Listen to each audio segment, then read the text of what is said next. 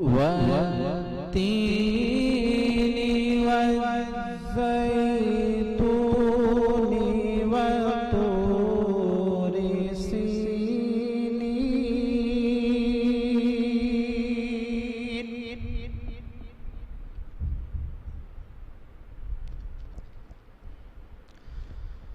وهذا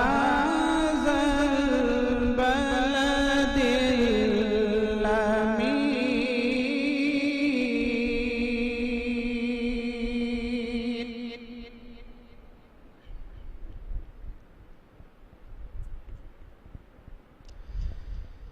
لقد خلقنا الإنسان في أحسن تقويم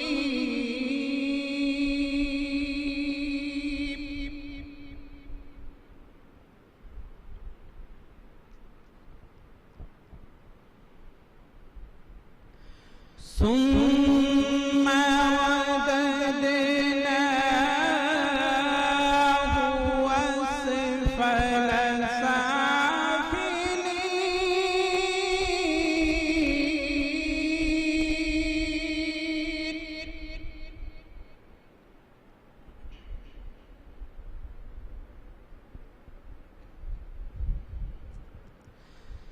إلا الذين آمنوا وعملوا الصالحات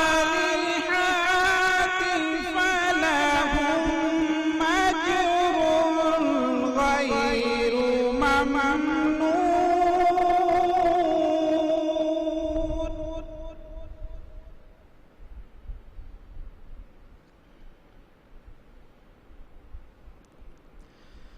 فما يكذبك بعد بالدين أليس الله بأحكم الحاكمين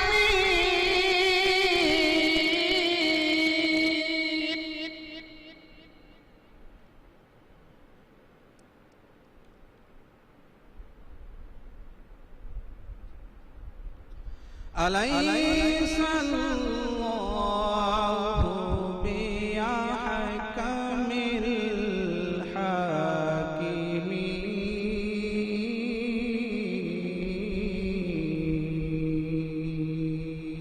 الحاكمين صدق الله العظيم.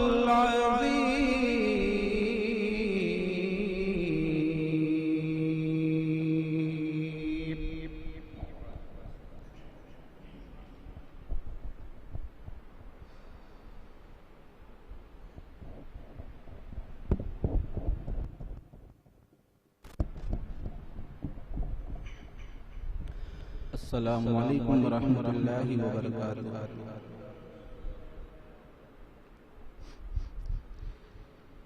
نعت پاک پیش کرنے سے پہلے آئیے سب سے پہلے ہم اور آپ سب مل کر آقا دو جہاں سرور کائنات حضور تاجدار مدینہ سرور قلب و سینہ جناب احمد مصطفیٰ محمد مصطفیٰ صلی اللہ تعالی علیہ وسلم کی مقدس بارگاہ میں عقیدت و محبت کے ساتھ باوز بلند درود پاک پڑھ لیں۔ اللہم صلی علی سیدنا و شفیعنا و نبینا و کریمنا مولانا محمد مبارک وسلم صلو علیہ صلاۃ و سلام علیک یا رسول اللہ صلی اللہ تعالی علیہ وسلم۔ حصول برکت سب سے پہلے کلام الامام امام الکلام حضور اعلی حضرت علیہ رضوان کی لکھی ہوئی نعت پاک کے چند آثار سماعت فرما لیں۔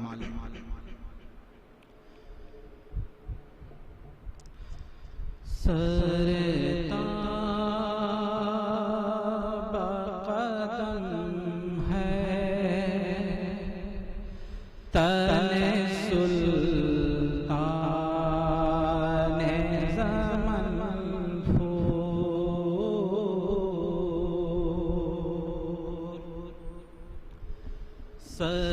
سرتاب قدم ہے تن سلطان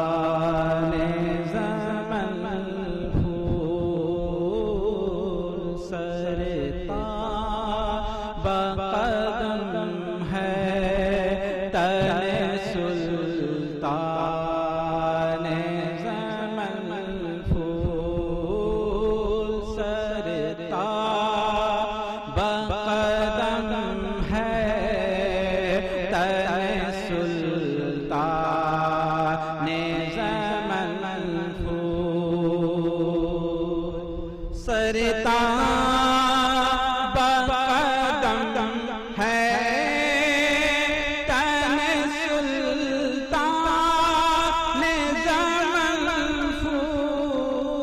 سرتا بقدم ہے تن سلطان زمن پھول لب پھول دہن پھول زکن پھول بدن پھول لب پھول دہن پھول بدن پھول سرتا بقدم ہے تن سلطان زمن پھول سرتا بقدم ہے تن سلطان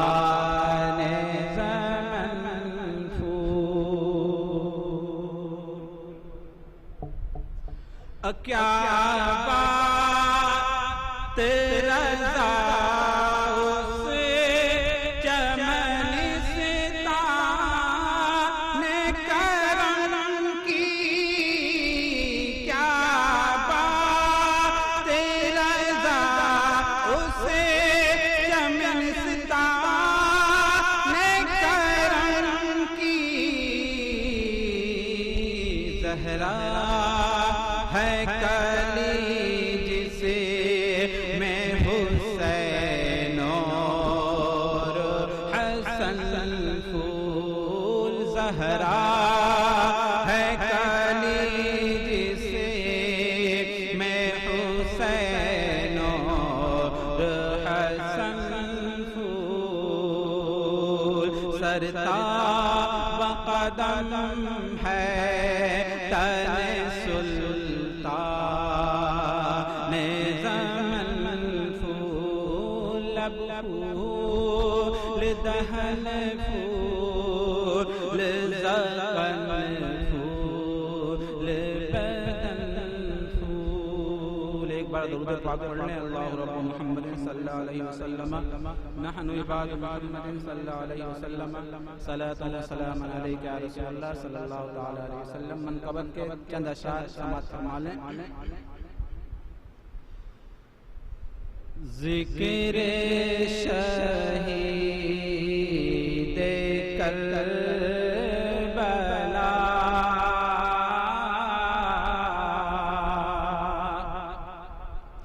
ذکر شہید کربلا ذکر شہ انعام ہے ذکر شہید کربلا ذکر شہید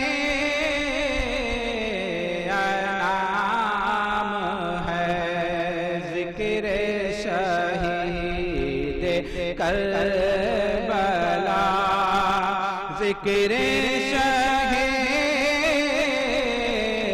انعام ہے ذکر شہید کربلا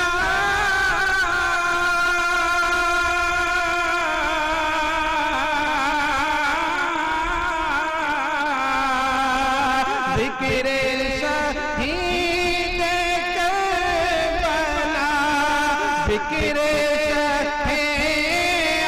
انعام ہے باطل کے آگے سر جھکے مومن کو یہ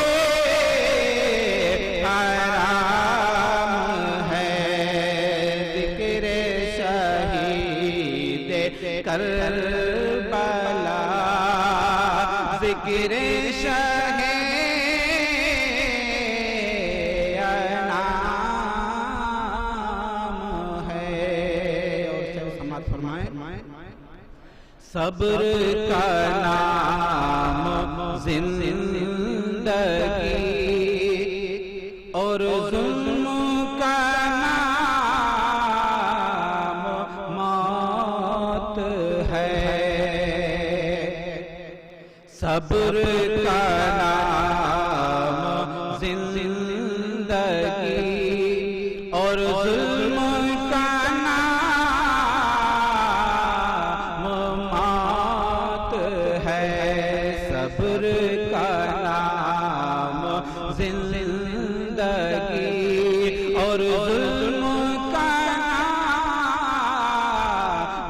موت ہے، صبر کا نام زندگی،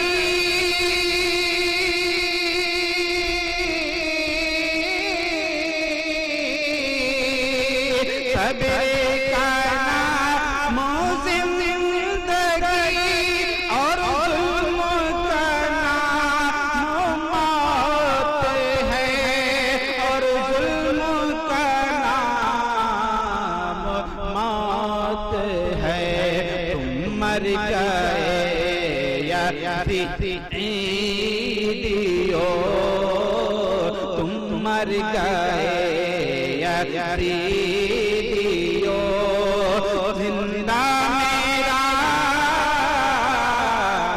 امام ہے، تم مر گئے یزیدیو، زندہ میرا امام ہے۔ السلام علیکم۔ محترم حضرات، جیسا کہ آپ لوگ کو معلوم ہے، جشن ذکر شہدائے کربلا ہمیشہ سنی جامع مسجد ورار وشک میں منعقد کیا جاتا ہے، لیکن پچھلے سال سے کورونا مہاماری کی وجہ سے لاک ڈاؤن کے مد نظر رکھتے ہوئے سنی جامع مسجد میں ذکر شہدائے کربلا منعقد کیا جاتا ہے، لیکن لاک ڈاؤن کی وجہ سے مسجدیں بند ہیں، اسی لیے تمام عاشقان شہدائے کربلا کے لیے سنی جامع مسجد ورار ٹیرس نے اہتمام کیا ہے کہ آپ حضرات ذکر شہدائے کربلا سنیں، لیکن اپنے گھروں میں رہ کر اپنے موبائل میں یوٹیوب کے ذریعے سنیں، تاکہ مسجد میں بھیڑ وغیرہ اکٹھا نہ ہو، کیونکہ قانونی طور پر مسجد بند ہے، مسجد میں بھیڑ کرنا مناسب نہیں ہے۔ تو آپ حضرات سے گزارش ہے کہ ہمیشہ آپ حضرات سنی جامع مسجد کے امام حضرت علامہ مولانا مفتی سید عقیل احمد صاحب قبلہ سے نورانی خطاب سماعت فرماتے ہیں، لہذا آپ حضرات آج بھی پہلی شب محرم کی ذکر شہدائے کربلا حضرت علامہ مولانا مفتی سید عقیل احمد صاحب قبلہ سے سماعت فرمائیں گے، تو لہذا آپ حضرات سے گزارش ہے کہ اپنا قیمتی وقت نکال کر خصوصاً بالخصوص حضرت کی تقریر کو سماعت فرما رہے ہیں۔ السلام علیکم۔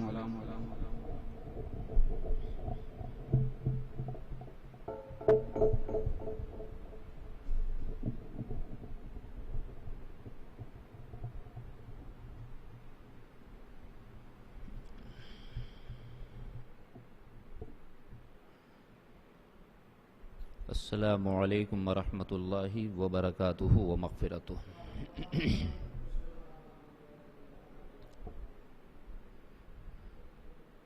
الحمد للہ نحمده ونستعینه ونستغفره ونؤمن به ونتوکل علیہ ونعوذ بالله من شرور أنفسنا ومن سيئات أعمالنا من يهده الله فلا مضل له ومن يضلله فلا هادي له ونشهد أن لا إله إلا الله وحده لا شريك له ونشهد أن وسيدنا ومولانا محمدا عبده ورسوله أما بعد فأعوذ بالله من الشيطان الرجيم بسم الله الرحمن الرحيم ولا تحسبن الذين قتلوا في سبيل الله أمواتا بل أحياء عند ربهم يرزقون صدق الله مولانا العلي العظيم وصدق رسوله النبي الأمين المكين الكريم ونحن على ذلك لمن الشاهدين والشاكرين والحمد لله رب العالمين بیٹھ جائیں ادھر سامنے تھوڑا رہیں اوپر بیٹھ جائیے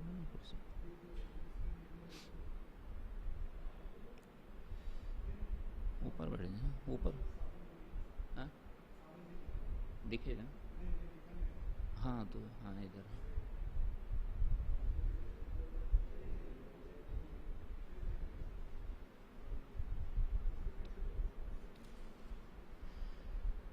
شاہ ہست حسین بادشاہ ہست حسین شاہ ہست حسین بادشاہ ہست حسین دی ہست حسین دی پناہ ہست حسین سرداد نداد در دست یزید حقا کی بنا لا الہ ہست حسین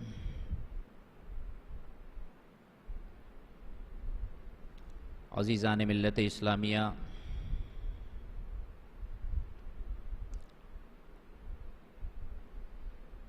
آج کی مبارک شب یکم محرم الحرام کی شب ہے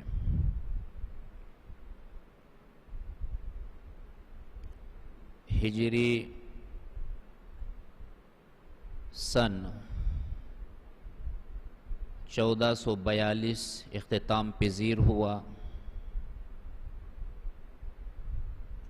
اور اسلامی کیلنڈر کا نیا سال 1441 شروع ہوا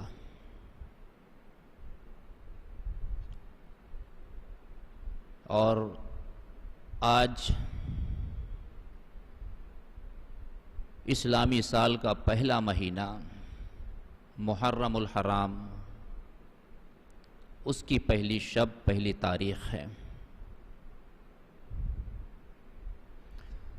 سب سے پہلے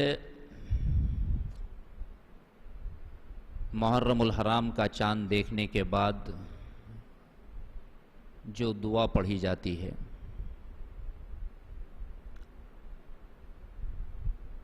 آسمان ابر آلود ہونے کی وجہ سے چاند تو نظر نہیں آیا، لیکن ہم آپ کو چاند نظر آنے کے بعد جو دعا پڑھی جاتی ہے ہم آپ کو پڑھاتے ہیں۔ جس طرح ہم آپ کو پڑھائیں آپ اس دعا کو پڑھ لیجئے، بڑی مبارک دعا ہے، آپ سب ہمارے ساتھ مل کر کے پڑھیں۔ بسم اللہ الرحمن الرحیم اللہم ادخلہ علینا بالامن والسلامت والاسلام ورضوان من الرحمن وجوار من الشیطان۔ اے اللہ ہمارے اوپر اس نئے سال کو امن و امان، سلامتی، اسلام پر استقامت، رحمان کی خوشنودی اور شیطان کی حفاظت کے ساتھ داخل فرما۔ اور دوسری ایک بڑی مبارک دعا ہے جو محرم الحرام کی پہلی تاریخ کو پڑھی جاتی ہے۔ اس دعا کی فضیلت یہ ہے کہ جو شخص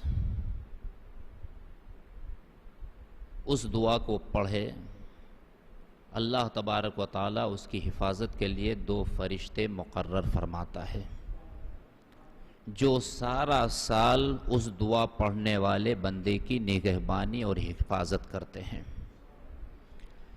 اس دعا کو ہم پڑھاتے ہیں، آپ اس دعا کو بھی پڑھ لیں، بڑی مبارک دعا ہے۔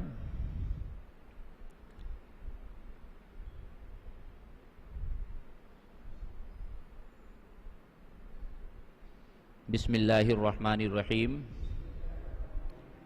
اللہم انت الابدی القدیم وہذہ سنۃ جدیدۃ اسألک فیہا العصمۃ من الشیطان واولیائہ والعون على هذه النفس الأمارة بالسوء والاشتغال بما يقربني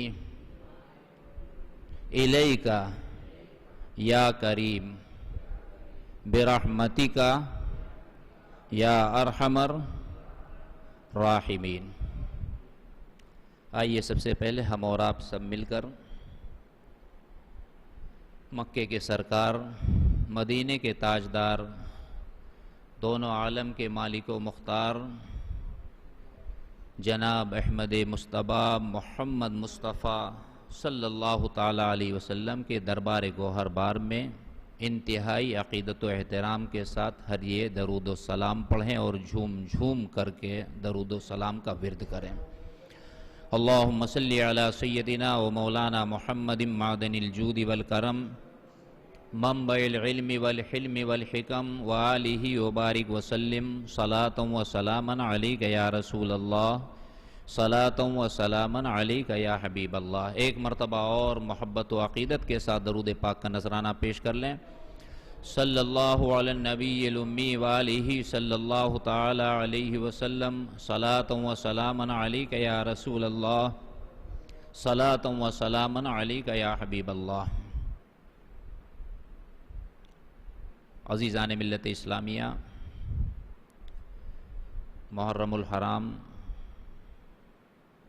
اسلامی سال کا پہلا مہینہ ہے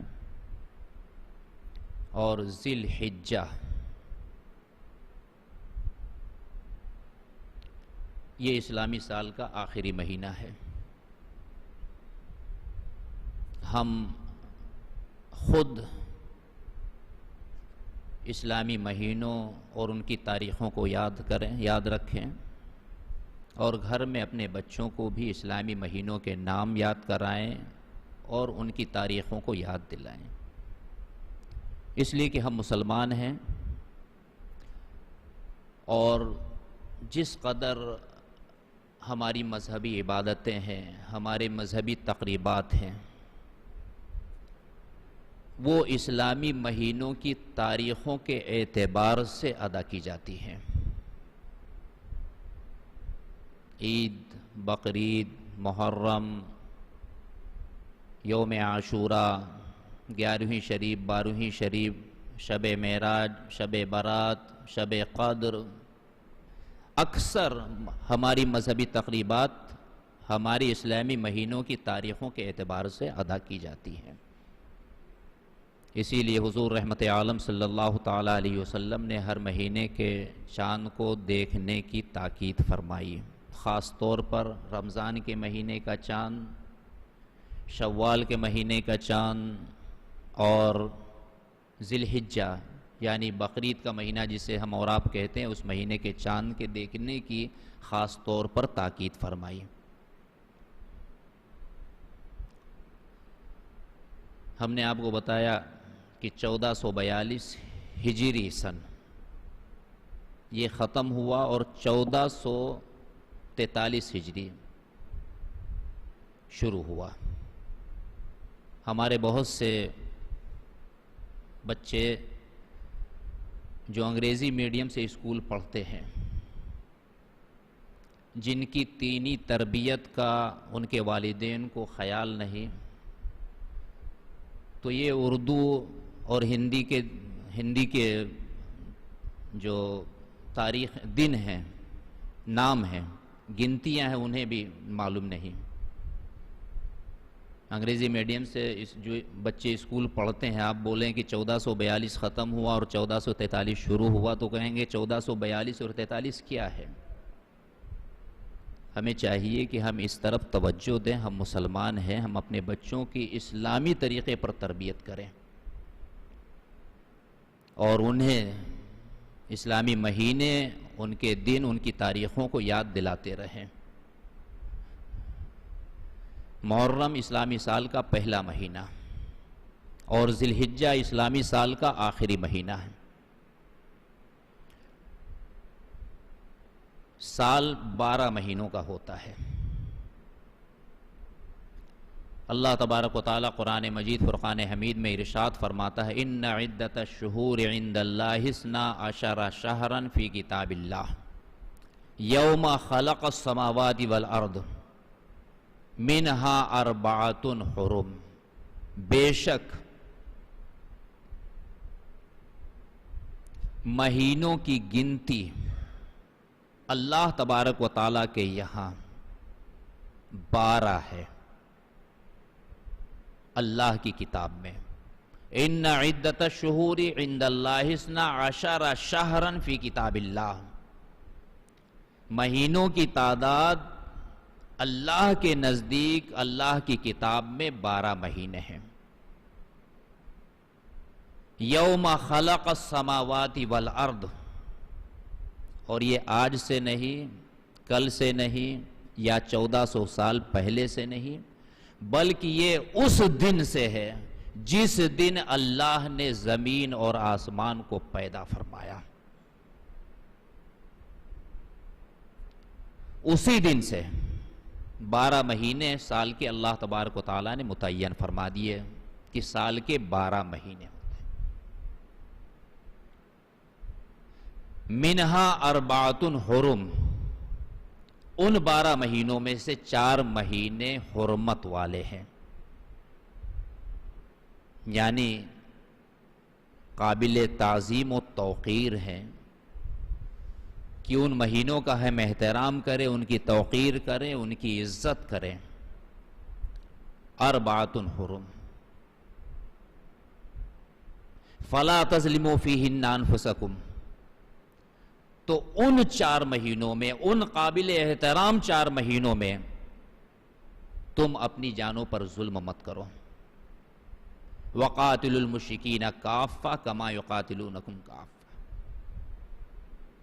اس آیت کریمہ کا شان نزول یہ ہے، فتح مکہ سے قبل جب صحابہ مکہ مکرمہ روانہ ہوئے تو راستے میں انہیں خیال آیا اور انہوں نے آپس میں کہا کہیں ایسا نہ ہو کہ کفار ہم سے جدال کریں، جھگڑے کریں، لڑائی کریں، قتل پر ہمارے آمادہ ہوں، تو ہم ایسی صورتحال میں کیا کریں گے؟ کیونکہ یہ حرمت والے مہینہ ہے، ہم کس طرح سے ان سے جدال کریں گے، قتال کریں گے، ان سے کس طرح سے، کہیں ہم گنہگار نہ ہو جائیں۔ تو اس موقع پر یہ آیت مبارکہ نازل ہوئی اور فرمایا گیا، ان میں سے حضور علیہ الصلوۃ والتسلیم نے ارشاد فرمایا کہ یہ 4 مہینے حرمت والے، ذی قعدہ، ذی الحجہ، محرم، یہ تینوں متصل ہیں، اور چوتھا مہینہ رجب کا مہینہ ہے۔ سال کے 12 مہینوں میں یہ 4 مہینے حرمت والے ہیں، قابل احترام ہیں کہ مسلمان ان مبارک مہینوں کی تعظیم کریں، توقیر کریں، ان کا احترام کریں۔ اور کس طرح سے فَلَا تَظْلِمُوا فِيهِنَّ أَنفُسَكُمْ، کہ تم ان مبارک مہینوں میں، ان قابل احترام مہینوں میں اپنی جانوں پر ظلم نہ کرو.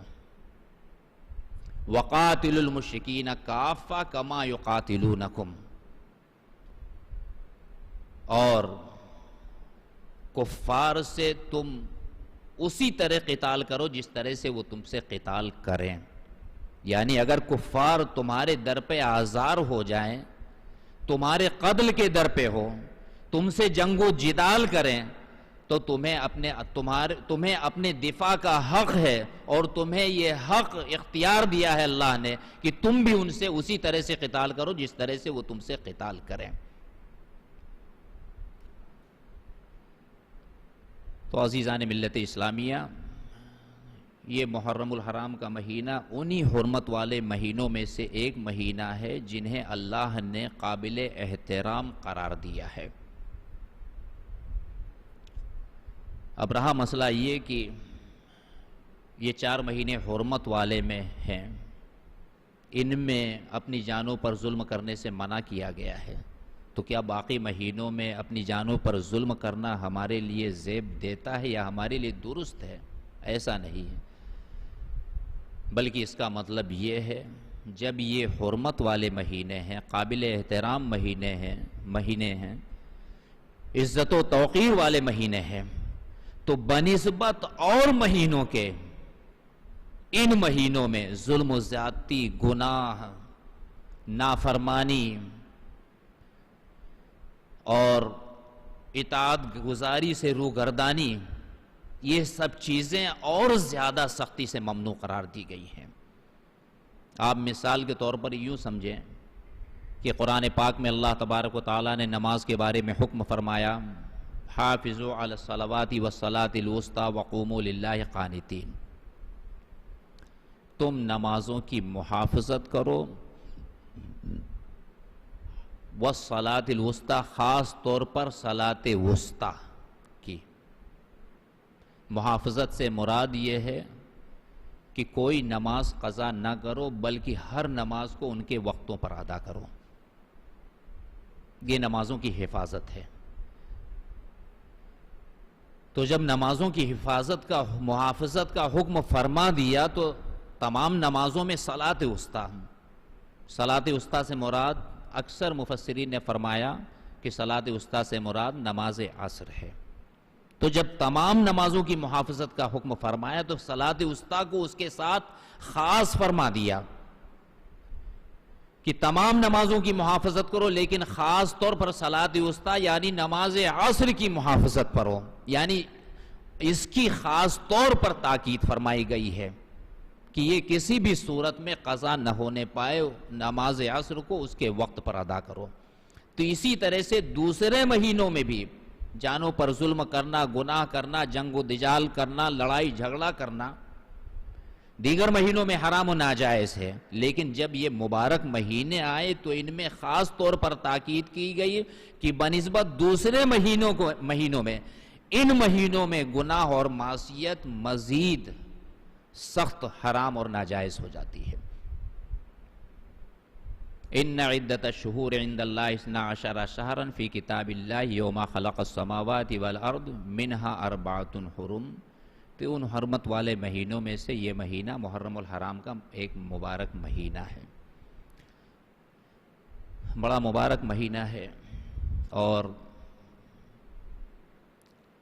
جب یہ مہینہ شروع ہوتا ہے، اس کا چاند نظر آتا ہے، تو حضرت امام حسین رضی اللہ تعالیٰ عنہ کی یاد مسلمانوں کے دلوں کو تڑپا جاتی ہے.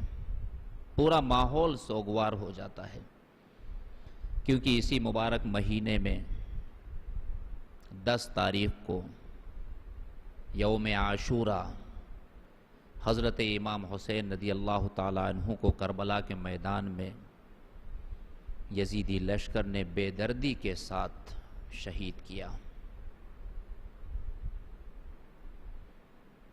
جب یہ مبارک مہینہ آتا ہے تو حضرت امام حسین رضی اللہ تعالیٰ عنہ کی یاد دلوں کو تڑپا جاتی ہے. یزیدی لشکر نے جو ان پر ظلم و ستم ڈھایا، انہیں بے آب و دانہ، بھوکا پیاسا، 3 دن بھوکا پیاسا رکھ کر کے بے دردی کے ساتھ، یہاں تک کہ آپ کے عزیز و اقارب، آپ کے بیٹوں بھانجوں، یہاں تک کہ آپ کو بے دردی کے ساتھ شہید کر دیا. اور حضرت امام حسین رضی اللہ تعالیٰ عنہ کے ساتھ کربلا میں جو واقعہ، دردناک واقعہ پیش آیا، اس خونی منظر، وہ خونی منظر آج بھی محبان اہل بیت کی نگاہوں میں گھوم جاتا ہے.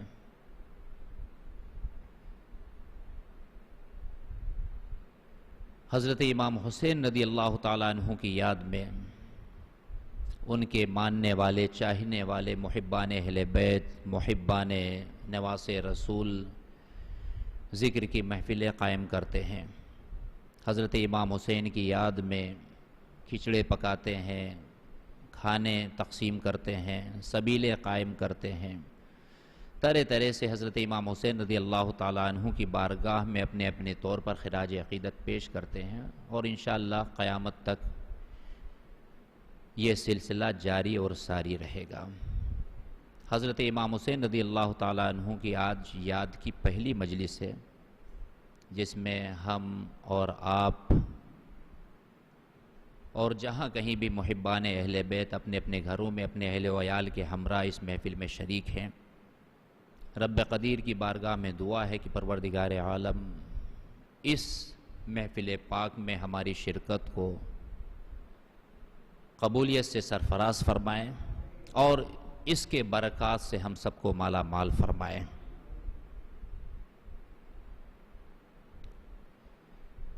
شہادت انسان کے لیے بہت ہی عظیم سعادت ہے، اور شہادت کوئی آسان عمل نہیں ہے جسے انسان آسانی کے ساتھ انجام دے سکے. شہادت کی راہ بڑی مشکل راہ ہوتی ہے، لیکن اہل ایمان کے لیے شہادت بڑا آسان عمل ہوتا ہے. انسانی زندگی کی سب سے آخری جو سعادت ہے وہ شہادت ہے. کسی شاعر نے کہا ہے، شہادت آخری منزل ہے انسانی سعادت کی، شہادت آخری منزل ہے انسانی سعادت کی، وہ خوش قسمت ہیں مل جائے جنہیں دولت شہادت کی. شہادت پا کے ہستی زندہ و جاوید ہوتی ہے، شہادت پا کے ہستی زندہ و جاوید ہوتی ہے، یہ رنگی شام صبح عید کی تمہید ہوتی ہے. قرآن پاک میں رب قدیر ارشاد فرماتا ہے، وَلَا تَحْسَبَنَّ الَّذِينَ قُتِلُوا فِي سَبِيلِ اللَّهِ أَمْوَاتًا بَلْ أَحْيَاءٌ عِنْدَ رَبِّهِمْ يُرْزَقُونَ. جو اللہ کی راہ میں شہید کیے جائیں انہیں مردہ گمان بھی نہ کرو، بلکہ وہ زندہ ہے اور انہیں ان کے رب کے پاس سے رزق دیا جاتا ہے. حضرت عبداللہ ابن مسعود رضی اللہ تعالیٰ عنہ فرماتے ہیں کہ میں نے رسول خدا صلی اللہ تعالیٰ علیہ وسلم سے اس آیت کریمہ کا مفہوم دریافت کیا کہ یا رسول اللہ، اس آیت کریمہ میں خدا کے فرمان کا مطلب اور اس کا مفہوم کیا ہے؟ تو آپ فرماتے ہیں کہ اللہ کے رسول صلی اللہ تعالیٰ علیہ وسلم نے ارشاد فرمایا کہ شہیدوں کی روحیں سبز پرندوں کے جسم میں ہوتی ہیں. شہیدوں کی روحیں سبز پرندوں کے جسم میں ہوتی ہیں اور ان کے رہنے کے لیے عرش الہی کے نیچے قندیلیں لٹکائی گئی ہیں، اور یہ جنت میں جہاں چاہیں سیر کرتی ہیں اور اس کے میوے کھاتی ہیں. یہ شہید کا مقام ہے، یہ شہید کا مرتبہ ہے. اللہ کے محبوب رحمت عالم صلی اللہ تعالیٰ علیہ وسلم نے ارشاد فرمایا کہ جو خدا کی راہ میں اپنے جان و مال کے ساتھ رضا الہی کے لیے لڑے، دشمن کا مقابلہ کرے، یہاں تک کہ راہ خدا میں اپنی جان کو قربان کر دے، شہادت سے سرفراز ہو جائے، یہ وہ شہید ہے جو صبر اور مشقت میں کامیاب ہوا۔ ان کے رہنے کے لیے عرش الہی کے نیچے خدا نے خیمے قائم فرمائے ہیں، یہ خدا کے خیمے میں رہیں گے، اور ان کا مقام و مرتبہ یہ ہے لا یفضلہ النبیون الا بدرجۃ النبوہ، یعنی انبیاء کرام صرف درجہ نبوت میں ان سے بڑھ کر کے ہیں، باقی تمام کمالات اور مراتب اللہ تبارک و تعالیٰ ان شہداء کو عطا فرما دیتا ہے۔ یہ شہید کا مرتبہ اور مقام ہے جو اللہ کی راہ میں اپنی جان کو شہید کر دیتے ہیں۔ لوگ دین کی خدمت کے لیے اپنا وقت خرچ کرتے ہیں، اپنا مال خرچ کرتے ہیں، یہاں تک کہ اپنی اولاد کو بھی قربان کر دیتے ہیں، لیکن جان انسان کو اس کی اپنی سب سے زیادہ عزیز ہوتی ہے، جان انسان کو سب سے زیادہ پیاری ہوتی ہے، لیکن ایک بندے مومن اپنی عزیز ترین جان کو بھی خدا کی راہ میں قربان کر دیتا ہے تو پروردگار عالم اسے شہادت سے سرفراز فرماتا ہے اور اسے یہ مقام و مرتبہ عطا فرما دیتا ہے کہ انبیاء کرام صرف درجہ نبوت میں، یعنی نبوت سے متعلق جو کمالات اور مراتب ہیں، ان کے سوا تمام درجات اور کمالات ایک شہید کو اللہ تبارک و تعالی عطا فرما دیتا ہے۔ نبی اور شہید کا بڑا گہرا تعلق ہے۔ مسئلہ یہ ہے کہ نیند وضو کو توڑ دیتی ہے اور موت غسل کو توڑ دیتی ہے۔ آپ نے وضو کیا، نیند آ گئی، آپ کا وضو ٹوٹ گیا، نماز پڑھنا ہے، آپ کو پھر سے وضو کرنا پڑے گا۔ کسی انسان نے غسل کیا، پاکی حاصل کی، غسل کیا، تھوڑی دیر کے بعد اس کا انتقال ہو گیا۔ اب ایسا نہیں انتقال ہونے کے بعد اسے غسل دینے کی ضرورت نہیں کہ ابھی 1 گھنٹہ پہلے ہی اس نے غسل دیا تھا۔ موت آئی، اس کا غسل ٹوٹ گیا، بغیر غسل کے میت کو دفن نہیں کر سکتے۔ لیکن نبی کی نیند ان کا وضو نہیں توڑتی، اور شہید کا غسل، شہید کی موت اس کا غسل نہیں توڑتی ہے، شہید کی موت اس کا غسل نہیں توڑتی ہے۔ یعنی نبی نے وضو کیا، نیند آ گئی، بیدار ہوئے تو بغیر وضو کیے نماز پڑھ سکتے ہیں، اور شہید نے غسل کیا، شہادت سے سرفراز ہو گئے تو انہیں بغیر غسل دیے ہوئے اسی خون آلود کپڑے میں بغیر کفن کے دفن کیا جائے گا۔ تو شہید کا نبی سے بڑا گہرا تعلق ہے۔ تو یہ شہید کا مرتبہ اور مقام ہے۔ ہر مسلمان توحید کی گواہی دیتا ہے، کوئی اپنے قول سے توحید کی گواہی دیتا ہے، کوئی اپنے فعل سے توحید کی گواہی دیتا ہے۔ لا الہ الا اللہ یہ توحید کی گواہی ہے۔ نماز، روزہ، حج، زکوٰۃ یہ فعلی گواہی ہے، یعنی اپنے عمل کی عملی گواہی، انسان اپنے عمل کے ذریعے توحید کی گواہی دیتا ہے۔ لیکن شہید وہ ہوتا ہے جو اپنے خون سے توحید کی گواہی دیتا ہے۔ اسی لیے ایک شہید کو بغیر غسل دیے، بغیر کفن پہنائے ہوئے اسی خون آلود کپڑے میں اسے دفن کر دیا جاتا ہے، تاکہ شہید اپنی گواہی اپنے ساتھ لے کر کے جائے۔ درود پاک پڑھ لیں۔ اللہم صلی علی سیدنا و مولانا محمد معدن الجود والکرم والہ وبارک وسلم، صلاۃ و سلام علیک یا رسول اللہ، صلاۃ و سلام علیک یا حبیب اللہ۔ اور شہید کا یہ مرتبہ اور مقام ہے کہ شہید کے خون کا پہلا قطرہ زمین پر گرنے سے پہلے اللہ اسے بخش دیتا ہے، اس کی مغفرت کر دی جاتی ہے، اور اس کی روح اس کے جسم سے جدا ہونے سے پہلے پروردگار عالم اسے جنت میں اس کا مقام دکھا دیتا ہے۔ اور یہ شہید کا مقام خاص ہے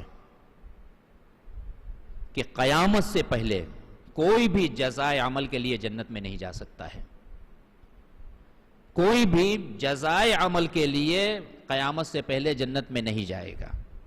حضرت آدم علیہ نبینا علیہ الصلوۃ والتسلیم کا جنت میں رہنا یہ جزائے عمل کے لیے نہیں، میرے آقا رحمت عالم صلی اللہ تعالی علیہ وسلم کا شب معراج جنت کی سیر فرمانا یہ جزائے عمل کے لیے نہیں۔ اللہ کے نیک بندے اپنی قبروں میں ہوتے ہیں، جنت کی کھڑکیاں ان کے لیے کھول دی جاتی ہیں، جنت کی ٹھنڈی ٹھنڈی خوشبودار ہوائیں آتی ہیں، جنت کی نعمتوں کا وہ نظارہ کرتے ہیں، مگر جنت میں وہ نہیں جا سکتے ہیں، اس لیے کہ قیامت سے پہلے کوئی جنت میں نہیں جا سکتا، صرف شہداء ہیں جن کی روحیں سبز پرندوں کے قالب میں ہوتی ہیں، وہ جنت کی سیر کرتے ہیں اور اس کے میوے کھاتے ہیں۔ یہ شہید کا مرتبہ اور مقام ہے۔ تو شہادت بڑی عظیم سعادت ہے، اور انسان کی زندگی کی سب سے آخری سعادت کہ انسان جاتے جاتے ساری زندگی اس نے نیکیاں کی، لیکن جاتے جاتے ایک عظیم نیکی یعنی شہادت کی سعادت جسے مل گئی تو اس کی دنیا اس کی آخرت بن گئی۔ ایک مرتبہ درود پاک پڑھ لیں، اللہم صلی علی سیدنا و مولانا محمد معدن الجود والکرم والہ وبارک وسلم، صلاۃ و سلام علیک یا رسول اللہ، صلاۃ و سلام علیک یا حبیب اللہ۔ اس دنیا میں انسان کو جان سب سے زیادہ عزیز ہوتی ہے، انسان کو اس کی جان سب سے زیادہ پیاری ہوتی ہے، اور انسان اپنی جان بچانے کے لیے اپنا سب کچھ قربان کر دیتا ہے۔ چار چیزیں دنیا میں ایسی رکھی ہیں، پروردگار عالم نے چار چیزیں دنیا میں ایسی رکھی ہیں کہ جن سے انسان طبعاً محبت کرتا ہے، خواہ وہ کہیں کا رہنے والا ہو، کسی بھی مذہب کا ماننے والا ہو، امیر غریب مسلم غیر مسلم میں کوئی فرق نہیں۔ وہ چار چیزیں ہیں: مال، وطن، اولاد اور جان۔ یہ چار چیزیں ہر انسان طبعاً ان سے محبت کرتا ہے، اور یہ چار چیزیں ہر انسان کو عزیز ہوتی ہے: وطن، مال، اولاد اور جان۔ لیکن ان میں بھی، ان کی محبت میں بھی فرق ہوتا ہے، کسی کی محبت زیادہ، کسی کی کم، اور ایک چیز کی محبت کو دوسری چیز کی محبت پر قربان کر دیا جاتا ہے۔ مثال کے طور پر مال کمانے کے لیے انسان اپنا وطن عزیز چھوڑ کر دور دراز ملکوں میں چلا جاتا ہے، گویا کہ انسان نے اپنے وطن کی محبت کو مال کی محبت پر قربان کر دیا۔ اسی طرح سے مال کی محبت اولاد کی محبت پر قربان کر دی جاتی ہے۔ جب انسان کا اس کا اپنا بچہ بیمار ہو جائے، اس کی جان پر بن آئے، تو انسان اپنی اولاد کو بچانے کے لیے اپنا سارا مال اپنی اولاد کی محبت پر قربان کر دیتا ہے۔ کچھ ہو جائے، سارا مال چلا جائے، مگر میری اولاد بچ جائے۔ اور جب انسان کی اپنی جان پر بنائے تو پھر اپنی اولاد کو بھی نہیں دیکھتا ہے کہ کچھ بھی ہو جائے میری اپنی جان بن جائے، بچ جائے۔ تو اس طرح سے ایک چیز کی محبت کو دوسری چیز کی محبت پر قربان کیا جاتا ہے۔ ان چار چیزوں کی محبت میں تمام دنیا کے انسان برابر ہے، کسی میں کوئی فرق نہیں، امیر ہو یا غریب، مسلم ہو یا غیر مسلم، کسی بھی ملک کا رہنے والا ہو، کسی بھی مذہب کا ماننے والا ہو، ان چار چیزوں کی محبت میں ہر انسان برابر ہے۔ طبعاً ہر ایک کو ان چار چیزوں سے محبت ہے، لیکن ایک مومن ہے، اس کی ایک اپنی الگ شان ہے۔ تمام دنیا کے انسانوں میں اس کا ایک ممتاز مقام ہے کہ اس کے پاس ایک پانچویں چیز بھی ہے جو ان چاروں چیزوں سے بڑھ کر کے اسے عزیز ہوتی ہے، اور ان چاروں چیزوں کی محبت کو مومن اس پانچویں چیز پر قربان کر دیا کرتا ہے۔ اور آپ جانتے ہیں وہ چیز کیا ہے؟ وہ ہے ایمان۔ ایک مومن کو ایمان سے بڑھ کر کے، جو سچا کامل الایمان مومن ہوتا ہے، اس کے نزدیک اس کا ایمان سب سے زیادہ عزیز اور محبوب ہوتا ہے، اور ہر چیز کی محبت کو ایمان کی محبت پر ایک مومن قربان کر دیا کرتا ہے۔ بے شمار اس کی تاریخ اور اس کی مثالیں ہیں۔ حضرت امام علی مقام رضی اللہ تعالیٰ عنہ کی شہادت اسی کی ایک مثال ہے۔ صحابہ کرام کی تاریخ کو اٹھا کر کے دیکھیں، اپنے اسلاف کی زندگی کو دیکھیں کہ کس طرح سے انہوں نے اپنے ایمان کو عزیز رکھا، کہ ایمان کو بچانے کے لیے اپنا وطن، اپنا مال، اپنی اولاد، اپنی جائیداد، اپنا سب کچھ قربان کر دیا، لیکن ایمان کی دولت کو اپنے ہاتھ سے جانے نہیں دیا۔ ابتداء اسلام پر نظر ڈالیں، دیکھیں صحابہ کرام کو کس طریقے سے کفار مکہ نے ستایا، کس قدر انہیں اذیتیں دی، صرف اس لیے کہ تم جو چاہو ہم تمہیں دیں گے، مگر تم دین اسلام چھوڑ دو، پرانے دین پر پلٹ کر کے آ جاؤ۔ انہوں نے کہا نہیں، سب کچھ ہو سکتا ہے، لیکن جس عزیز دین کو ہم نے اختیار کیا ہے، جس کا نام ایمان ہے، وہ ہم کسی حال میں نہیں چھوڑ سکتے ہیں۔ یہاں تک کہ جب حد سے زیادہ انہیں ستایا گیا، ظلم و بربریت کی کفار مکہ نے حد کر دی، مسلمان عاجز آ گئے، تو آخر میں اللہ کے محبوب رحمت عالم صلی اللہ تعالیٰ علیہ وسلم نے اپنے مقدس صحابہ کو اجازت مرحمت فرمائی کہ تم اپنے ایمان کی حفاظت کے خاطر مکہ مکرمہ چھوڑ کر کے حبش کی طرف ہجرت کر جاؤ۔ چنانچہ پہلا قافلہ جو 12 نفوس قدسیہ پر مشتمل تھا، 12 مرد اور 4 عورتوں پر، جن کے سربراہ حضرت سیدنا عثمان غنی رضی اللہ تعالیٰ عنہ تھے، اپنے ایمان کی تحفظ کی خاطر، اپنے ایمان کو بچانے کے لیے اپنے وطن عزیز، اپنی جائیداد، اپنا سب کچھ چھوڑ دیا اور مکہ مکرمہ سے ہجرت فرما کر مدینہ منورہ تشریف لے گئے۔ تو اپنے وطن عزیز کو ایمان پر قربان کر دیا، مکہ مکرمہ چھوڑ کر کے مدینہ منورہ آ گئے، کیونکہ ایک مومن کو ایمان سے بڑھ کر کچھ عزیز نہیں ہوتا ہے۔ ایک مومن کو سب سے زیادہ محبوب اپنے ایمان سے ہوتا ہے، اور اس کی حفاظت کے لیے، اس کے بچانے کے لیے اپنا سب کچھ راہ خدا میں وہ قربان کر دیتا ہے، لیکن ایمان کو ہاتھ سے جانے نہیں دیتا۔ حضرت بلال حبشی رضی اللہ تعالیٰ عنہ کو کس قدر اذیت دی گئی، سخت دھوپ میں لٹا کر کے، گرم پتھر ان کے سینے پر رکھ کر کے، ان پر کوڑے برسائے گئے، چٹائیوں میں لپیٹ کر کے ان کو دھواں دیا گیا، طرح طرح سے اذیتیں، لیکن ان کی زبان پر صرف ایک صدا تھی، لا الہ الا اللہ، لا الہ الا اللہ۔ تو ایمان ایک مومن کو اس کا سب سے زیادہ عزیز ہوتا ہے۔ اپنی اولاد کو انہوں نے اپنے مال کو قربان کیا۔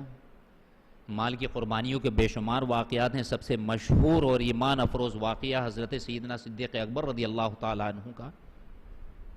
حضرت عمر فاروق اعظم رضی اللہ تعالیٰ عنہ بیان فرماتے ہیں کہ ایک مرتبہ رسول خدا نے ہم سے راہ خدا میں مال طلب کیا، اور جب رسول خدا نے راہ خدا میں مال طلب کیا، مجھے بے انتہا خوشی ہوئی کہ آج ایسے وقت رسول خدا نے راہ خدا میں مال طلب کیا ہے کہ ہمارے پاس کثرت کے ساتھ مال موجود ہے۔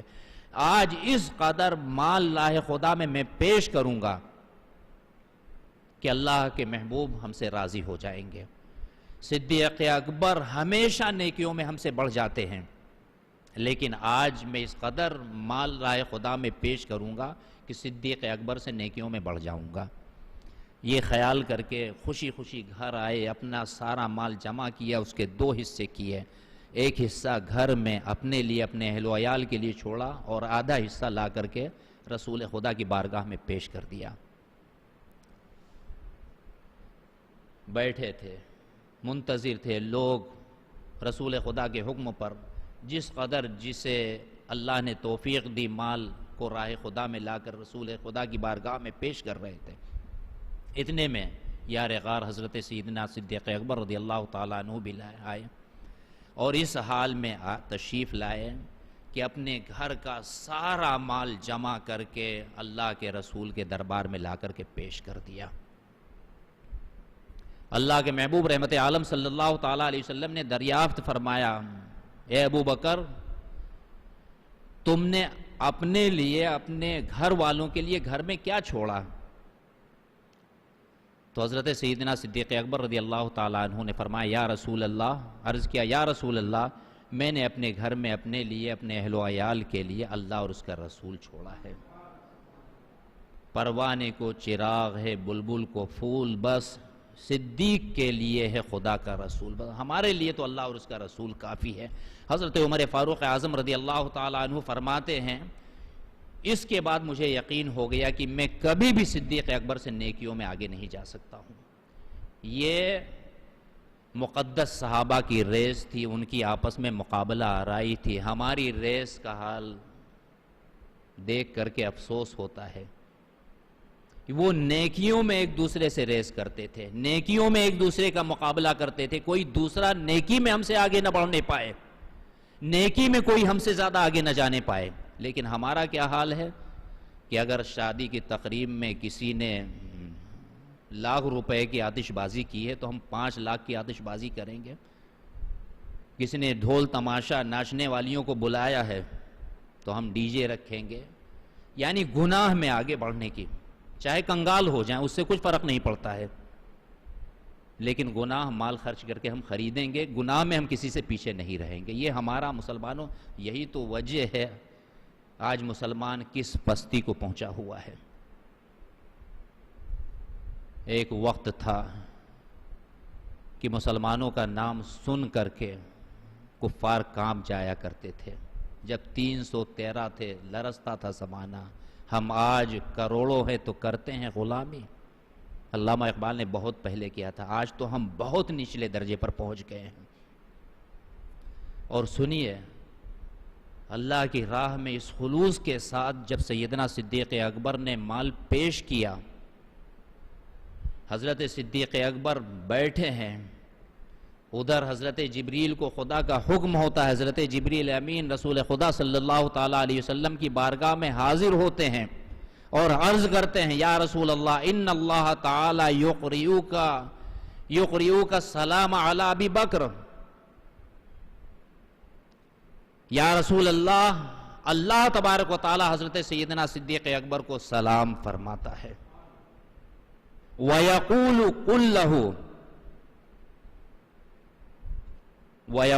كُلَّهُ أَرَادٍ أَنِّي فِي فِقْرِكَ هَذَا أَمْ سَاخِطٌ، اور فرماتا ہے کہ آپ صدیق اکبر سے پوچھئے کیا اس فقر کے عالم میں کہ انہوں نے اپنے پاس اپنے لیے گھر میں کچھ بھی نہیں چھوڑا، سارا مال لائے خدا میں پیش کر دیا ہے، اس فقر کے عالم میں آپ صدیق اکبر سے پوچھئے کہ اس فقر کے عالم میں کیا صدیق اکبر ہم سے راضی ہیں یا ناراض ہیں؟ یہ کون پوچھتا ہے؟ اللہ تبارک و تعالیٰ دریافت فرماتا ہے کہ صدیق اکبر سے پوچھئے اس فقر کے عالم میں اپنے رب سے وہ راضی ہیں کہ ناراض ہیں۔ اس خطاب الہی کی لذت سیدنا صدیق اکبر کے سوا کوئی نہیں سمجھ سکتا۔ حضرت صدیق اکبر رضی اللہ تعالیٰ عنہ سے جب یہ رسول اکرم نے فرمایا تو حضرت سیدنا صدیق اکبر رضی اللہ تعالیٰ عنہ وجد میں آ گئے اور بے تحاشا کہنے لگے، انا عن ربی اسخط عن ربی علی ربی، کیا میں اپنے رب سے ناراض ہو سکتا ہوں؟ میں اپنے رب سے راضی ہوں، میں اپنے رب سے راضی ہوں، انا عن ربی راضٍ، انا عن ربی راضٍ، میں اپنے رب سے راضی ہوں، میں اپنے رب سے راضی ہوں۔ ایک مومن زندگی بھر نیکیاں کرتا ہے، نماز، روزے، صدقہ، خیرات، قرآن کی تلاوت، حج، ساری نیکیاں کرتا ہے صرف اس لیے کہ ہمارا رب ہم سے راضی ہو جائے۔ کس لیے عمل کرتا ہے؟ کہ ہمارا رب ہم سے خوش ہو جائے، ہمارا رب ہم سے راضی ہو جائے۔ لیکن بے شمار نیکیاں کرنے کے باوجود کوئی یقین کے ساتھ نہیں کہہ سکتا کہ ہمارا رب ہم سے راضی ہے۔ ایک سیدنا صدیق اکبر رضی اللہ تعالیٰ عنہ کی ذات کریمہ کے رب ان سے دریافت فرماتا ہے، کہ صدیق اکبر تم مجھ سے راضی ہو کہ ناراض ہو؟ صدیق اکبر کے مقام کو کون سمجھ سکتا ہے؟ تو یہ مقدس صحابہ ہے، یہ نفوس قدسیہ ہیں جن کے نزدیک ایمان اس قدر عزیز کہ اپنا سارا مال لاہ خدا میں لٹا دیا، سب کچھ خدا کی راہ میں قربان کر دیا۔ حضرت عمار ابن یاسر رضی اللہ تعالیٰ عنہ جب انہوں نے کلمہ پڑھا، اسلام قبول کیا، کلمہ پڑھتے ہوئے گھر میں داخل ہوئے تو آپ کے چھوٹے چھوٹے دو شہزادے انہوں نے اس کلمے کو سنا تو انہوں نے کہا بابا جان اب یہ کیسا کلمہ پڑھتے ہیں؟ تو آپ نے فرمایا یہ کلمہ دین اسلام کا ایسا کلمہ ہے جس کے بارے میں اللہ کے محبوب رحمت عالم صلی اللہ علیہ وسلم نے ارشاد فرمایا من قال لا الہ الا اللہ فدخل الجنہ، جس نے کہا لا الہ الا اللہ وہ جنت میں داخل ہو گیا۔ تو ان بچوں نے کہا کہ مجھے بھی وہ کلمہ پڑھا دیجئے، مجھے بھی وہ کلمہ پڑھائیے۔ آپ نے اپنے بچوں کو بھی کلمہ پڑھایا اور وہ کلمہ پڑھنے لگے، کلمہ کا ورد کرنے لگے اور کلمہ پڑھتے پڑھتے گھر سے باہر نکل گئے۔ حضرت عمار ابن یاسر رضی اللہ تعالیٰ عنہ نے تاکید کی کہ باہر کلمہ نہ پڑھنا، کہیں کفار سن نہ لے اور ان کی اذیت کا تم کو سامنا کرنا پڑے۔ لیکن بے خیالی میں وہ کلمہ پڑھتے ہوئے باہر نکل گئے۔ کفار مکہ کا ایک گروہ جا رہا تھا، ان چھوٹے چھوٹے بچوں کو کلمہ پڑھتے دیکھا تو انہوں نے گھیر لیا اور انہیں مارنے لگے۔ حضرت عمار ابن یاسر رضی اللہ تعالیٰ عنہ کو خبر ملی تو دوڑے ہوئے گئے، اپنے بچوں کو بچائے، انہیں بھی پکڑ لیا، انہیں بھی مارنا شروع کیا، یہاں تک کہ ان کے والد اور پورے گھر والوں کو ان لوگوں نے پکڑ لیا اور پورے گھر والوں کو زد و کوب کرنے لگے۔ ادھر حضور رحمت عالم صلی اللہ تعالیٰ علیہ وسلم کا گزر ہوا اور آپ نے دیکھا کہ آل یاسر کے ساتھ کفار مکہ اس طرح سے پیش آ رہے ہیں۔ تو حضور رحمت عالم صلی اللہ تعالیٰ علیہ وسلم نے ارشاد فرمایا اصبر یا آل یاسر، اے آل یاسر یعنی یاسر کے گھرانے والوں تم صبر کرو، تمہارے لیے جنت ہے۔ اور اس طرح سے زد و کوب اس قدر کیا کہ پورے گھرانے کو موت کے گھاٹ اتارا اور انہیں جنت میں پہنچا دیا۔ تو یہ اولاد کی محبت ہے جو ایمان کی محبت پر قربان ہو رہی ہے۔ درود پاک پیش کر لیں۔ اللہم صلی علی سیدنا و مولانا محمد معدن الجود والکرم منبع العلم والحلم والحکم وآلہ وبارک وسلم صلاۃ و سلاما علیک یا رسول اللہ، صلاۃ و سلاما علیک یا حبیب اللہ۔ تو عزیزان ملت اسلامیہ، ایمان ایک مومن کو سب سے زیادہ عزیز ہوتا ہے اور ایمان کی محبت پر مومن اپنی ہر چیز کی محبت کو قربان کر دیا کرتا ہے، اور جب یہ جذبہ مومن میں ہوتا ہے تبھی وہ شہادت سے سرفراز ہوتا ہے۔ اور شہید کا یہ مقام اور یہ مرتبہ کہ اس کی روح نکلنے سے پہلے جنت میں اس کا مقام دکھا دیا جاتا ہے۔ اور اللہ تبارک و تعالی شہید کے بارے میں فرماتا ہے وَلَا تَحْسَبَنَّ الَّذِينَ قُتِلُوا فِي سَبِيلِ اللَّهِ أَمْوَاتًا بَلْ أَحْيَاءٌ عِندَ رَبِّهِمْ يُرْزَقُونَ، اور جو اللہ کی راہ میں شہید کیے جائیں انہیں مردہ گمان بھی نہ کرو بلکہ وہ زندہ ہیں اور انہیں ان کے رب کے پاس ان کو رزق دیا جاتا ہے۔ ہر مومن مسلمان جنت کا طلبگار ہے کہ ہمیں جنت حاصل ہو جائے، لیکن حصول جنت کے لیے جو عمل ضروری ہے وہ ہم نہیں کرتے۔ جنت کا حصول اس قدر آسان نہیں ہے۔ یہ حقیقت ہے کہ اللہ کے محبوب رحمت عالم صلی اللہ تعالیٰ علیہ وسلم نے ارشاد فرمایا من قال لا الہ الا اللہ فدخل الجنہ۔ تمام احادیث کی کتب میں یہ حدیث مبارکہ موجود ہے کہ جس نے لا الہ الا اللہ کہا وہ جنت میں داخل ہو گیا۔ جس نے لا الہ الا اللہ کہا وہ جنت میں داخل ہو گیا۔ یہ حدیث صحیح ہے، لیکن لا الہ الا اللہ پڑھنے کے بعد جو لا الہ الا اللہ کلمہ توحید کے جو تقاضے ہیں ایک مومن کے لیے ان کو پورا کرنا ضروری ہے۔ جب تک ان تقاضوں کو ہم پورا نہیں کریں گے اس وقت تک جنت کا حصول ہمارے لیے ممکن نہیں ہے۔ میدان عمل میں ہمیں قدم رکھنا ہوگا، احکام خداوندی کی پیروی کرنی ہوگی، نبی پاک صلی اللہ تعالیٰ علیہ وسلم کی اسوہ حسنہ کی اتباع کرنی ہوگی، اور تمام منہیات شرعیہ سے ہمیں اپنے آپ کو بچانا ہوگا۔ جبھی ہم منزل مقصود کو پا سکتے ہیں اور جنت کا حصول ہمیں ہو سکتا ہے۔ اس کی آپ ایک مثال، ایک موٹی سی مثال آپ کے سامنے ہم دیتے ہیں، آپ کو سمجھ میں آ جائے گا۔ آپ کو یہاں سے دلی جانا ہے، دلی جانے کے لیے آپ ٹرین سے جائیں تب بھی آپ کے لیے ٹکٹ ضروری ہے، پلین سے جائیں تب بھی آپ کے لیے ٹکٹ ضروری ہے۔ بغیر ٹکٹ کے نہ آپ ٹرین میں بیٹھ سکتے ہیں نہ پلین میں بیٹھ سکتے ہیں، اور بغیر ٹرین اور پلین میں بیٹھے ہوئے آپ دلی پہنچ بھی نہیں سکتے ہیں۔ آپ نے ٹرین کا ٹکٹ تو لے لیا، اس میں لکھا بھی ہے کہ بمبئی سے دلی، اب ٹکٹ لے کر کے گھر آئیں اور آرام سے بستر پر لیٹ کر سو جائیں، اور پوچھنے والا اگر پوچھے کہ آپ نے تو دلی کا ٹکٹ لیا تھا، آپ گئے نہیں، اس نے کہا کہ ہمارے پاس تو یہ ٹکٹ ہے، اس میں دلی لکھا ہوا، ہم دلی پہنچ جائیں گے، تو لوگ ایسے شخص کو بے وقوف ہی سے تعبیر کریں گے، ارے تو کیسا بے وقوف ہے، صرف ٹکٹ لینے سے کیا تم دلی پہنچ جاؤ گے؟ ارے تم کو دلی جانا ہے، ٹکٹ لیا، ٹکٹ ضروری ہے، ٹکٹ کے بغیر تم دلی نہیں جا سکتے، ٹرین پر سوار نہیں ہو سکتے اور دلی تم نہیں جا سکتے۔ لیکن ٹکٹ لینے کے بعد تمہیں ریلوے اسٹیشن پلیٹ فارم پر جانا ہوگا، ٹرین کا انتظار کرنا ہوگا، ٹرین وقت پر جب آئے گی تو تمہیں ٹرین پر سوار ہونا ہوگا، اور ٹرین پر سوار ہو کر کے 18، 20 یا 24 گھنٹے سفر کی مشقت برداشت کرنی ہوگی، پھر تم جا کر کے دلی پہنچو گے۔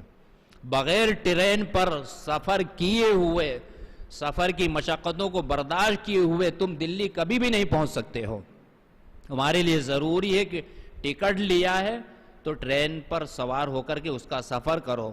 اسی طرح سے جس بندے نے کلمہ لا الہ الا اللہ پڑھ لیا، توحید اور رسالت کی گواہی دے دی، اسے جنت کا ٹکٹ تو مل گیا ہے، لیکن اسے عملی طور پر پلیٹ فارم پر آنا ہوگا، نماز پڑھنی ہوگی، روزہ رکھنا ہوگا، زکوٰۃ ادا کرنی ہوگی، صاحب استطاعت ہے تو اسے حج ادا کرنا ہوگا، منہیات شرعیہ سے اپنے آپ کو بچانا ہوگا، عملی پلیٹ فارم پر آنا ہوگا اور عمل کرنا ہوگا، پھر اس کے بعد وہ ٹکٹ اس کے کام آئے گا۔ بلا شبہ جس نے کلمہ پڑھ لیا، توحید و رسالت کی گواہی دی، اسے جنت کا سرٹیفکیٹ مل گیا، اسے جنت کا ٹکٹ مل گیا، لیکن عملی طور پر پلیٹ فارم پر آ کر کے اسے نماز، روزہ، حج، زکوٰۃ، تمام احکام شرعیہ پر عمل کرنا ہوگا، پھر اس کے لیے یقیناً اس کے لیے جنت ہے اور اسے جنت میں داخل کر دیا جائے گا۔ درود پاک پیش کریں۔ اللہم صلی علی سیدنا ومولانا محمد معدن الجود والکرم، منبع الحلم والعلم والحکم، وآلہ وبارک وسلم، صلاۃ و سلام علیک یا رسول اللہ، صلاۃ و سلام علیک یا حبیب اللہ۔ بہر کیف توحید و رسالت کی تصدیق کے بعد کلمے کے جو تقاضے، ان تقاضوں کو ہم پورا کریں گے تو یقیناً ہمیں جنت نصیب ہوگی۔ ہم جنت میں اللہ کے محبوب صحابی حضرت ربیعہ رضی اللہ تعالی عنہ، حضور کے خادم خاص، آپ فرماتے ہیں کہ ایک مرتبہ میں حضور علیہ الصلاۃ والتسلیم کے ساتھ آپ کی خدمت کے لیے آپ کے ساتھ رات میں سویا۔ حضور بیدار ہوئے تو میں نے وضو کے لیے پانی پیش کیا اور حضور علیہ الصلاۃ والتسلیم کو وضو کرایا۔ جب حضور علیہ الصلاۃ والتسلیم وضو سے فارغ ہوئے تو خوش ہو کر کے ارشاد فرمایا، سل ربیعہ، اے ربیعہ مانگو، تم کیا مانگتے ہو، جو تمہیں چاہیے تم مانگو، میں تمہیں دوں گا۔ حضرت ربیعہ کی خوشی کی کوئی انتہا نہیں کہ اللہ کے محبوب رحمت عالم صلی اللہ علیہ وسلم جو مالک و مختار ہیں، جن کو تمام دنیا کے خزانے کی چابیاں اللہ تبارک و تعالیٰ نے عطا فرما دی، وہ فرما رہے ہیں سل ربیعہ، ربیعہ مانگو، کیا مانگتے ہو؟ تو حضرت نبیہ کے نصیب تو بلندی پر انہوں نے عرض کیا یا رسول اللہ اسألک مرافقتک فی الجنہ، یا رسول اللہ جنت میں بھی آپ کی رفاقت کا میں طلبگار ہوں۔ یعنی جس طرح سے اس دنیا میں ہم آپ کے ساتھ آپ کی خدمت پر مامور ہیں، آپ کی خدمت کر رہے ہیں، اسی طرح سے جنت میں بھی ہم آپ کے خادم بن کر کے رہیں۔ یعنی جنت بھی چاہیے اور جنت میں آپ کی رفاقت بھی چاہیے۔ اللہ کے محبوب رحمت عالم صلی اللہ تعالیٰ علیہ وسلم نے ارشاد فرمایا، اور کیا فرمایا؟ نماز کی کثرت کرتے رہو۔ کیا وہ نماز کے پابند نہیں تھے؟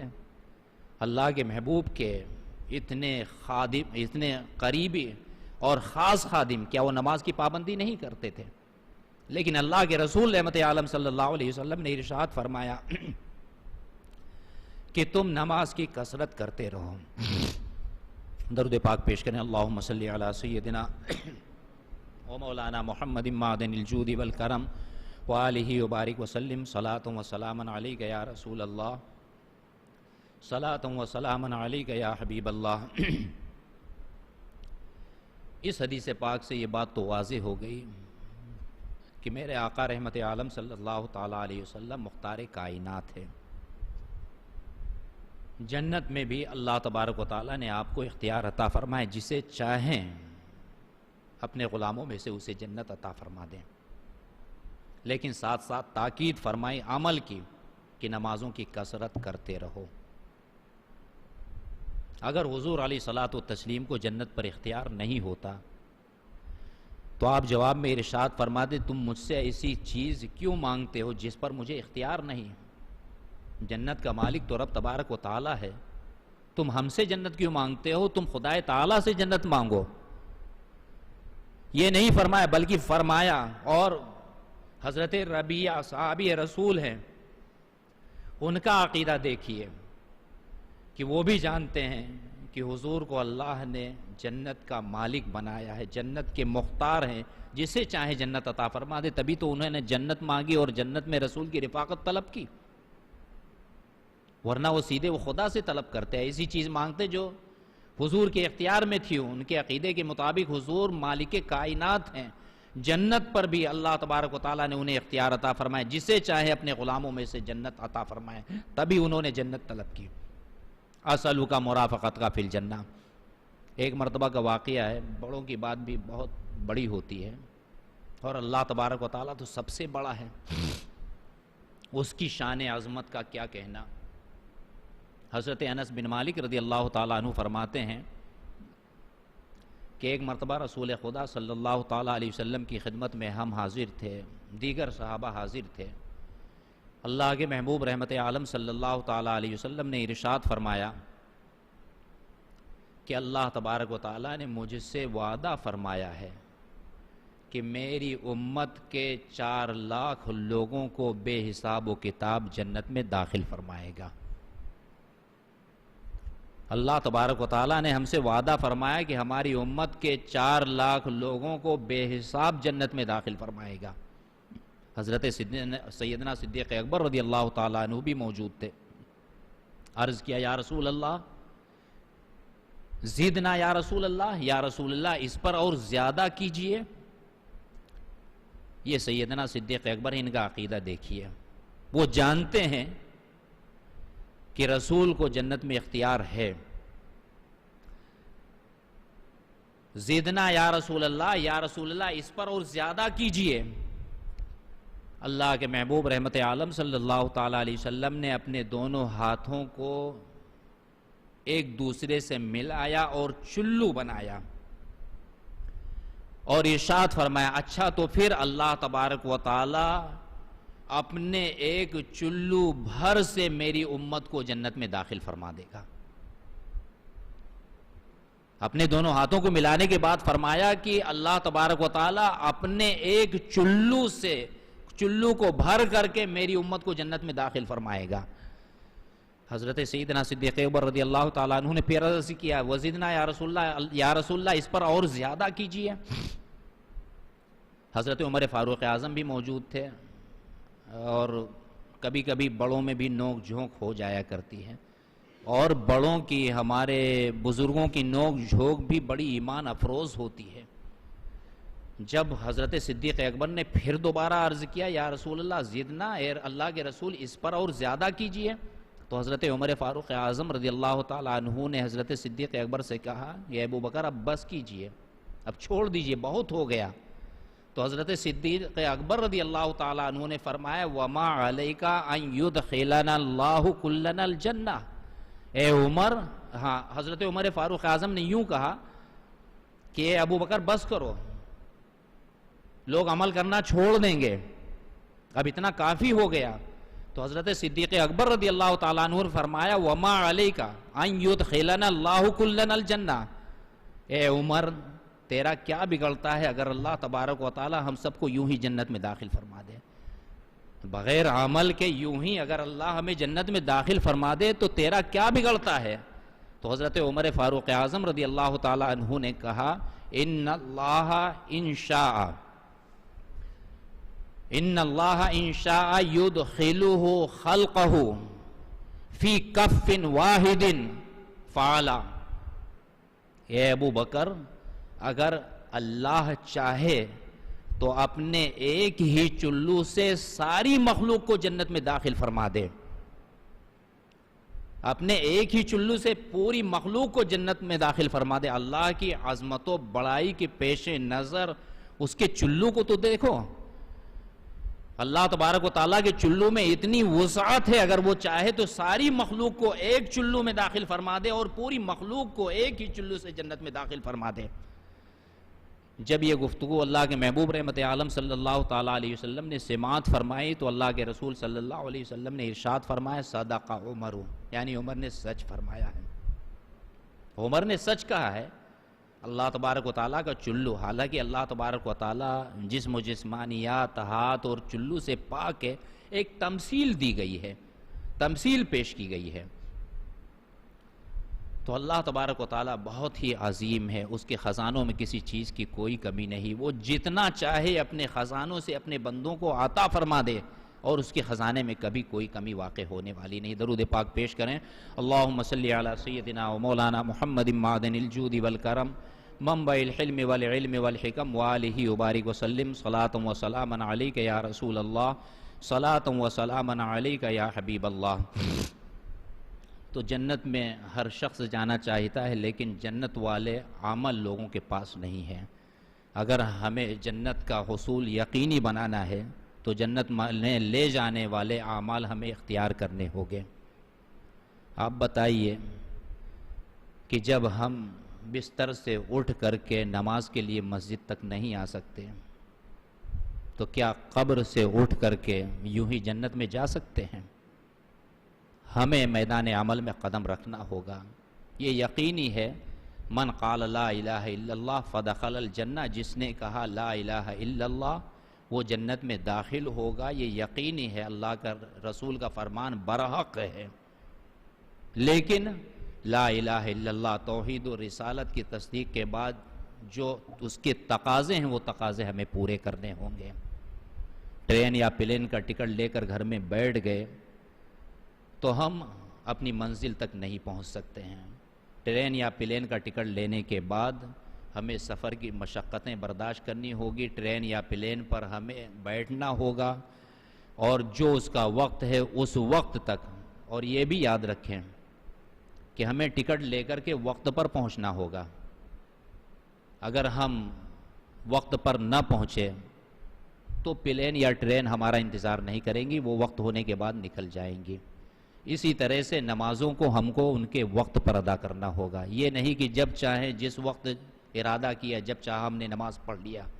حافظوا علی الصلوات والصلاۃ الوسطیٰ، نمازوں کی محافظت کرو، خاص کر صلاۃ وسطیٰ نماز عصر کی، یعنی نمازوں کو ان کے وقت پر ادا کرو۔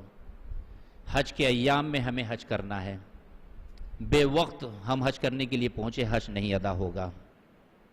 یوم عرفہ جو حج کا رکن اعظم ہے، 9 ذی الحجہ ہے، اسی تاریخ میں ہمیں یہ رکن ادا کرنا ہوگا جب ہمارا حج ادا ہوگا۔ ہر چیز ان کے وقت پر ادا کی جائے، بے وقت جو کام کیا جائے گا اسے ہمارے اس قضا کہا جاتا ہے، ادا نہیں کہی جاتی ہے۔ یعنی اگر آپ نے ٹکٹ لیا، وقت پر نہیں پہنچے، پلین یا ٹرین آپ کی چھوٹ گئی، تو اب وہ ٹکٹ آپ کا بیکار گیا، آپ کو پھر سے ٹکٹ لینا ہوگا۔ وہ ٹکٹ کسی کام کا نہیں ہے۔ بعض اس میں ریفنڈ ہو جاتا ہے، لیکن کچھ ہوتا ہے، پورے کا پورا ریفنڈ نہیں ہوتا، کچھ پیسے آپ کو ملانے پڑیں گے، وقت بھی آپ کا ضائع ہو جائے گا۔ اسی طرح سے وقت گزر گیا، نماز آپ کی چھوٹ گئی، اس کا راستہ ہے کہ آپ قضا کرو، لیکن ساتھ ہی ساتھ توبہ کرو۔ پہلے توبہ کرو، نماز وقت پر نہیں ادا کی، جان بوجھ کر کرنے سے کے لیے یہ حکم ہے کہ جان بوجھ کر کے آپ نے نماز وقت پر نہیں ادا کی ہے، جان بوجھ کر کے آپ نے نماز قضا کر دی، تو پہلے آپ کو توبہ بھی کرنا ہوگا، پھر اس نماز کی ادا کرنی ہوگی۔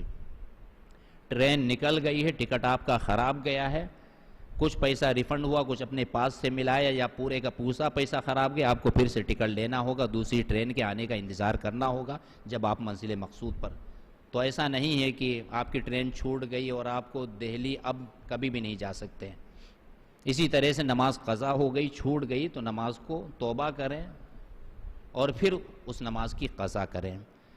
تو لا الہ الا اللہ محمد الرسول اللہ صلی اللہ تعالیٰ علیہ وسلم، یہ جنت کا ٹکٹ ہے، جنت کا سرٹیفکیٹ ہے، اور صرف یہ حاصل کرنے سے ہمیں جنت حاصل نہیں ہوگی۔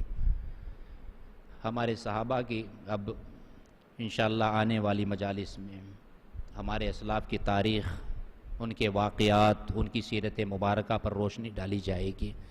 حضرت امام علی مقام رضی اللہ تعالیٰ عنہ نے راہ خدا میں کیسی عظیم قربانی پیش کی ہے، اپنا سب کچھ، اپنا وطن، اپنا مال، اپنے عزیز و اقارب، یہاں تک کہ اپنے بیٹوں، بھاجوں اور اپنے شیرخوار بچوں کو بھی راہ خدا میں قربان کیا، یہاں تک کہ خود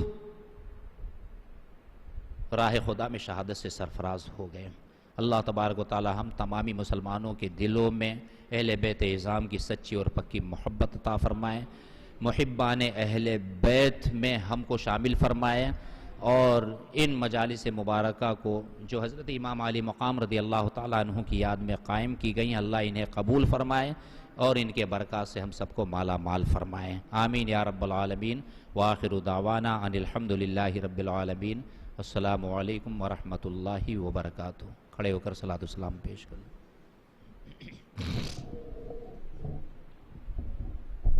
مصطفیٰ جان رحمت پہ لاکھوں سلام، شمع بز میں ہدایت پہ لاکھوں سلام، شہر یار ایرم تاجدار حرم، شہر یار ایرم تاجدار حرم، نوبہار شفاعت پہ لاکھوں سلام، مصطفیٰ جان رحمت پہ لاکھوں سلام، شمع بز میں ہدایت پہ لاکھوں، کتنے بکھرے ہوئے ہیں مدینے کے پھول، کتنے بکھرے ہوئے ہیں مدینے کے پھول، کربلا تیری قسمت پہ لاکھوں سلام، مصطفیٰ جان رحمت پہ لاکھوں سلام، شمع بز میں ہدایت پہ لاکھوں، مجھ سے خدمت کے قدسی کہیں ہر رضا، مجھ سے خدمت کے قدسی کہیں ہر رضا، مصطفیٰ جان رحمت پہ لاکھوں لاکھوں سلام شمع بز میں ہدایت پہ لاکھوں سلام یا نبی سلام علیکہ یا رسول سلام علیکہ یا حبیب سلام علیکہ صلوات اللہ الصلاة والسلام عليك يا رسول الله الصلاة والسلام عليك يا حبيب الله الصلاة والسلام عليك يا نبي الله وعلى آلك وأصحابك يا شفيعنا يوم الجزاء الفاتحة النبي الكريم صلى الله تعالى عليه وسلم